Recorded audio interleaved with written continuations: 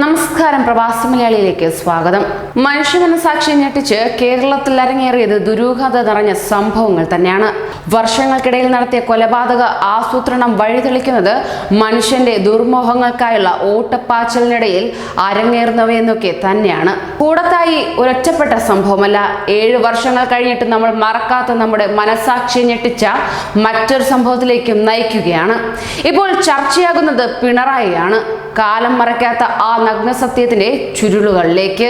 കൂടത്തായിൽ ഒരു കുടുംബത്തിലെ 6 പേർ ഒരേ സാഹചര്യത്തിൽ കുഴഞ്ഞു വീണ് മരിച്ച സംഭവം വിഷം അകത്തു ചെന്നുള്ള മരണമാണെന്നുള്ള സൂചന പോലീസ് നൽകുമ്പോൾ ഇപ്പോൾ ചർച്ചയാവുന്നത് 7 കൊല്ലം മുമ്പ് പിണറായിയിൽ നടന്ന കൂട്ടക്കൊലപാതകമാണ്. അതോടൊപ്പം തന്നെ കൂടത്തായിൽ വർഷങ്ങളുടെ ഇടവേളകളിൽ ആളുകൾ മരിച്ചപ്പോൾ പിണറായിയിൽ 4 മാസത്തിനിടെ നടന്നത് 3 മരണങ്ങളാണ്.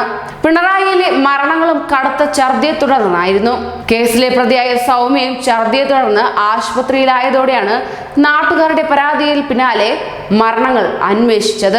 2002-നും 2016-നും ഇടയിൽ നടന്ന കൂടത്തായിയിലെ മരണങ്ങൾ അന്വേഷിക്കുന്നത് മരിച്ച ടോം തോമസിന്റെ ഇളയ മകൻ റോജോയ്ക്കുണ്ടായ ചില സംശയങ്ങളെ തുടർന്നായിരുന്നു.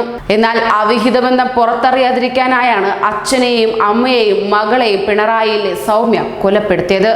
തുടർ മരണങ്ങളിൽ നാട്ടുകാർ പരാതിപ്പെട്ടതോടെ നടന്ന അന്വേഷണത്തിൽ സൗമ്യ കുടുങ്ങുകയും ചെയ്തു. കഴിഞ്ഞ വർഷം ജയിൽ വളപ്പിൽ സൗമ്യ ജീവനൊടുക്കുകയായിരുന്നു.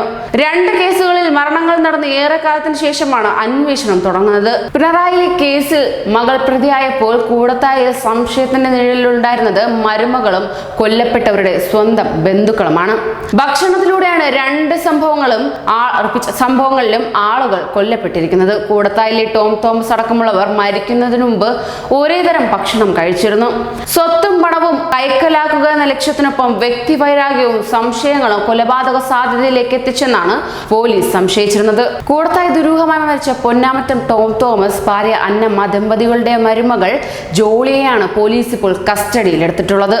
നേരത്തെ അന്വേഷണ സംഘം നുണപരിശോധനയ്ക്ക് വിധേയമാകാൻ ജോളിയോട് ആവശ്യപ്പെട്ടപ്പോൾ ഇവർ ഒഴിഞ്ഞു മാറിയിരുന്നു.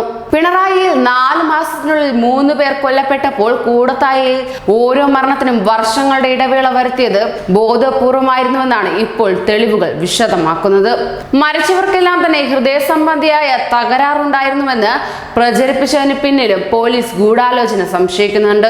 വർഷങ്ങൾക്ക് ശേഷം സംഭവത്തിന്റെ ചുരുളുകൾ സംശയത്തിന്റെ നിഴലിൽ അഴിഞ്ഞു വീഴുമ്പോൾ ക്രൈംബ്രാഞ്ചിന്റെ അവസരോചിതമായ ഇടപെടലും പഴുതടച്ചുള്ള പരിശോധനകളും ഇനിയൊരു പാഠമാകട്ടെ. ഇനിയൊരു നിരപരാധിയും ശിക്ഷിക്കപ്പെടില്ല എന്ന ആത്മവിശ്വാസത്തിലേക്കാണ് ഇത്തരം സാഹചര്യങ്ങൾ വെളിപ്പെടുത്തുന്നത്. ന്യൂസ് ഡെസ്ക് പ്രവാസി വാർത്ത.